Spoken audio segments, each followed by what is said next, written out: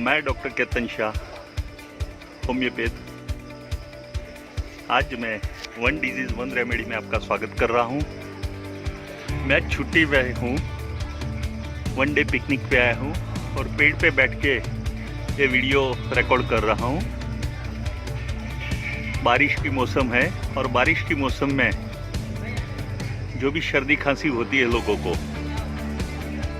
डैम्प weather की वजह से, उसके लिए मैं मेडिसिन सजेस्ट करूँगा डलकामारा 30। नाक से पानी आना, नाक बंद होना, छींक आना, ये सब के लिए बेस्ट दवाई है डलकामारा 30, जो 3 गोली 3 बार लेने से रिलीफ काफ़ी मिलता है कोल्ड में, पर्टिकुलरली डैम्प वेदर, रेनी वेदर, बारिश में भीगने के बाद जो भी कोल्ड होता है उसके लिए।